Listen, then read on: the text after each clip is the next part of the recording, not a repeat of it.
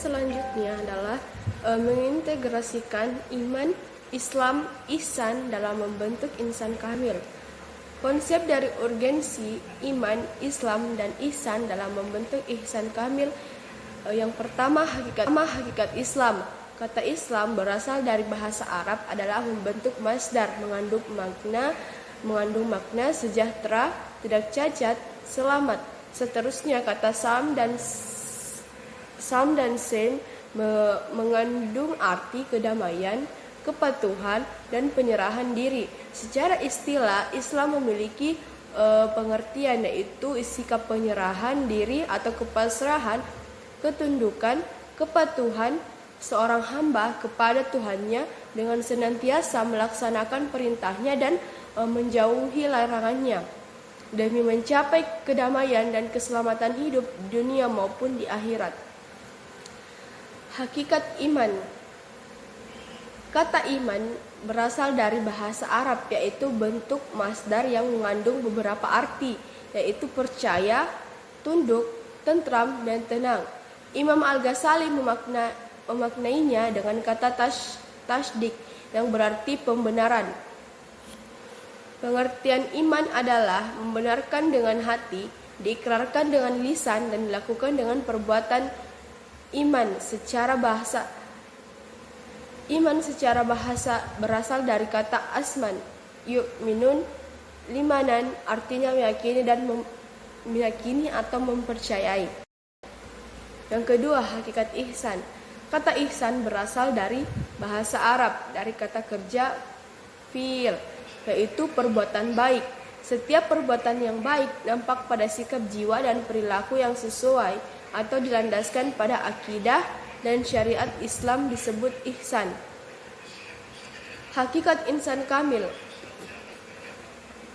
Konsep ihsan kamil menurut Al-Quran dan hadis Nabi Muhammad SAW disebut sebagai teladan insan kamil, dan istilah populernya di dalam Quran surah Al-Ahzab ayat 33 sampai dengan 21. Bismillahirrahmanirrahim. Laqad kana lakum fi rasulillahi uswatun hasanatun liman kana yarjullaha wal yawmal akhira wa dzakarallaha katsira. Yang artinya, sungguh telah ada pada diri Rasulullah itu suri teladan yang baik bagimu, yaitu bagi orang yang mengharap rahmat Allah dan kedatangan hari kiamat, dan yang banyak mengingat Allah. Insan kamil adalah manusia dengan sifat-sifat yang lebih mulia dibanding dengan manusia kebanyakan yang keimanannya yang sudah mencapai tingkat yakin dan menyerah semuanya kepada Allah Subhanahu wa Ta'ala. Menurut Ibnu Arabi, ada dua tingkatan manusia dalam mengimani Tuhan. Pertama, tingkat insan kamil, mereka mengimani Tuhan dengan cara penyaksian. Yang kedua, manusia beragama, pada umumnya mereka mengimani Tuhan dengan cara mendefinisikan. Abdul Karim Al-Jilli membagi ihsan kamil atas 3 tingkatan. Tingkatan itu sebagai berikut. Yang pertama, tingkat pemula atau al-bidayah. Tingkat menengah at-tawassuh, tingkat terakhir al-khitam.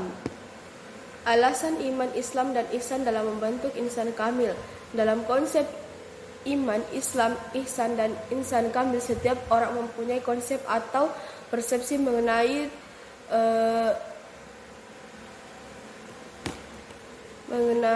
term ini. Banyak orang yang beranggapan bahwa iman adalah percaya.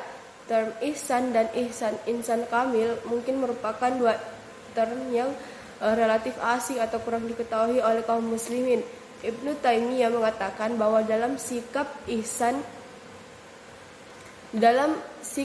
adalah sudah terkumpul di dalamnya iman dan Islam.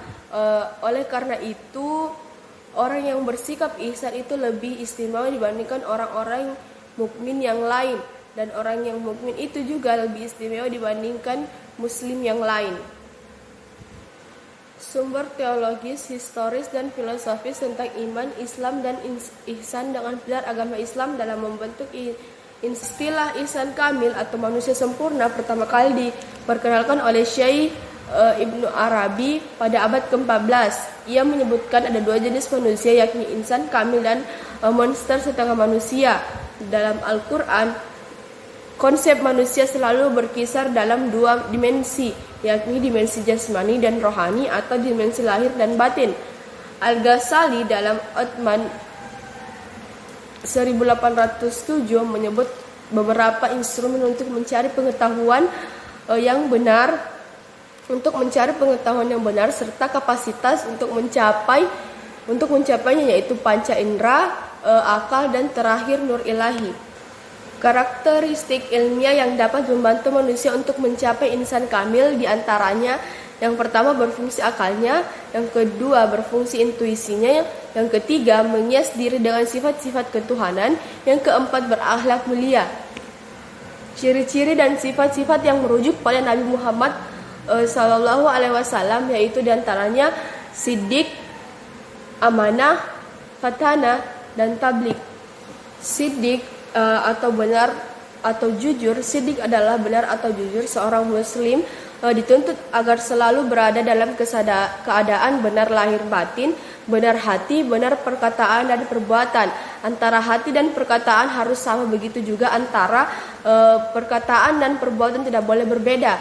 Benar hati yaitu apabila hati dihiasi dengan iman kepada Allah Subhanahu wa taala dan bersih dari segala penyakit hati. Sedangkan benar perkataan yaitu apabila semua yang diucapkan adalah kebenaran, bukan kebatilan.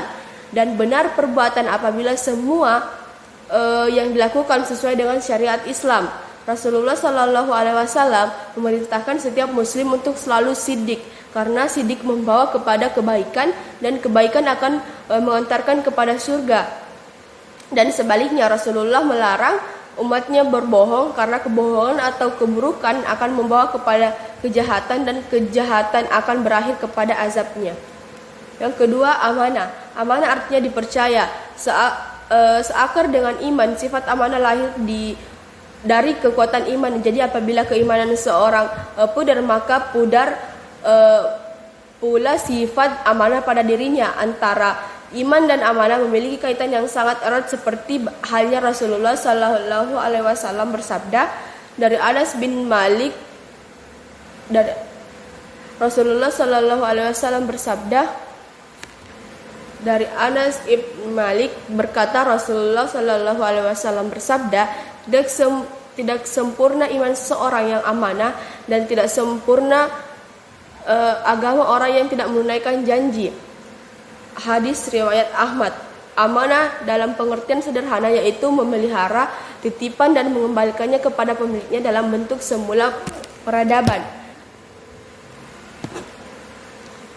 Fatana atau cerdas. Sifat cerdas yakni bukanlah kecerdasan dalam akademik, namun cerdas dalam menjalani kehidupan dalam berhubungan dengan Allah Subhanahu wa taala dan cerdas dalam berhubungan dengan manusia lainnya. Jika seseorang cerdas dalam ilmu pengetahuan namun sukar dalam menjalani perintah Allah untuk beribadah kepadanya dan sukar dalam berhubungan sosial dengan manusia lainnya, maka hal tersebut bukanlah sifat fatana yang sesungguhnya. Yang terakhir, tabligh atau menyampaikan. Pengertian dari tabligh yakni ialah menyampaikan apa yang semestinya didengar oleh orang lain dan bermanfaat baginya. Tentunya merupakan suatu hal yang akan disampaikan itu harus sesuatu yang benar dan sesuai dengan kenyataan.